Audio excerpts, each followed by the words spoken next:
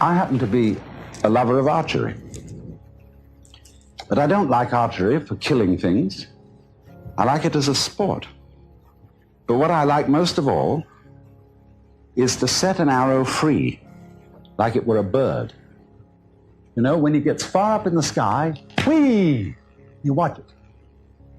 And it suddenly turns and drops. What is it that fascinates us about that?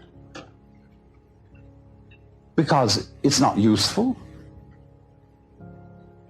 It doesn't really achieve anything that we would call purposive work. It simply is what we call play. But in our culture, we make an extremely rigid division between work and play. You're supposed to work in order to earn enough money to give you sufficient leisure time for something entirely different called having fun or play. Imagine, too, if you were a bus driver. Bus driver is ordinarily considered an absolutely harassed person. He's got to watch out for all the laws, all the competing traffic, the cops, the people coming on board giving their fares, and he has to give them change. And if he has it in his head that this is work, it will be hell. But let's suppose he has a different thing in his head. Supposing he has the idea that moving this enormous conveyance through complicated traffic is a very, very subtle game.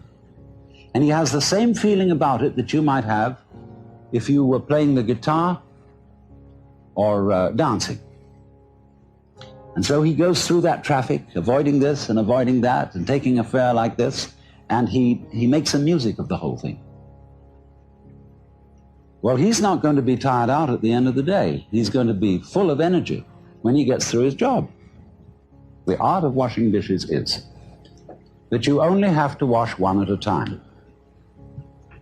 If you're doing it day after day, you have in your mind's eye an enormous stack of filthy dishes which you have washed up in years past, and an enormous stack of filthy dishes which you will wash up in years future. But if you bring in your mind to the state of reality, which is, as I've pointed out to you, only now. This is where we are. There is only now. You only have to wash one dish. It's the only dish you'll ever have to wash, this one. You ignore all the rest, because in reality, there is no past and there is no future. There is just now. So you wash this one. And instead of thinking, have I got it really clean, as my mother taught me with an angry voice, that I had to get every little scrap off it, you know, and she got angry at you. Instead, you turn the cleaning movement into a dance. Like this. And you dig that. And you swing that plate around, and you let the rinsing water go over it. And you put it off in the rack. Crazy. See? Take the next one. And you get this rhythm going. See? And you're not under compulsion all the time. You know, when I was a little boy and went to school in England, I had to learn the piano. They called it playing the piano. But actually, they said you must play. We had in England compulsory games.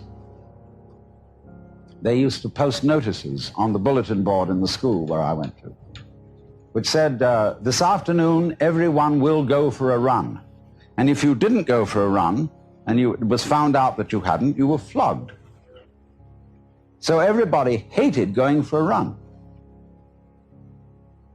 because they were under compulsion to play. Everybody must play. It's like the whole game of life we're all involved in. It's only a game, but everybody has got to belong. So we went running. I remember one day I was out on a run, and I was trying to enjoy myself because I was running on the balls of my feet, dancing along. And a fellow came up behind me who was running on his heels. He was jogging. And he was going clump, clump, clump, clump, clump, clump, clump, clump. I said to him, what's the matter with you? You're running on your heels. And you're jarring your whole body all the way through. Okay, but he stuck to it, and he became the champion long-distance runner of the school. But he didn't enjoy it. It was work. And all he enjoyed was the suffering that he endured that made him feel that he had really contributed to the human race because he suffered so much. He identified his existence and his worth with his suffering. Now, really great runners dance when they run. They don't necessarily follow a straight course. They may weave. And in the same way, if you happen to witness in the year 1970 the World Cup Championship in soccer, you would have seen that the winning team from Brazil played soccer in a most extraordinary way. They played it like basketball. They played it dancing.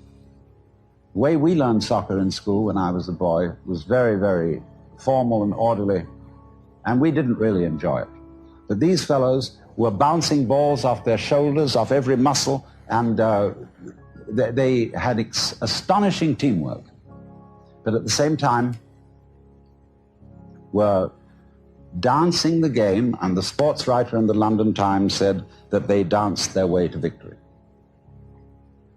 So the point is, therefore, that you can do everything you have to do in this spirit. Don't make a distinction between work and play. Regard everything that you're doing as play, and don't imagine for 1 minute that you've got to be serious about it. Let's take, for example, the rest of the world, other than ourselves. Think for a moment, what are vegetables doing? Let's, for example, consider this. And what's it all about? I mean, it serves us, human beings, by being decorative, but what is it from its own point of view?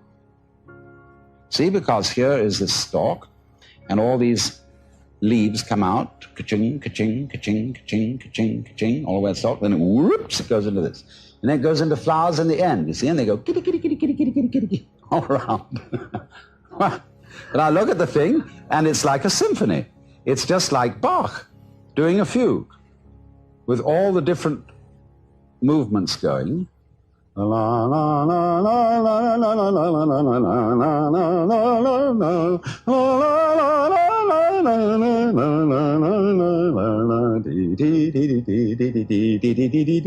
it's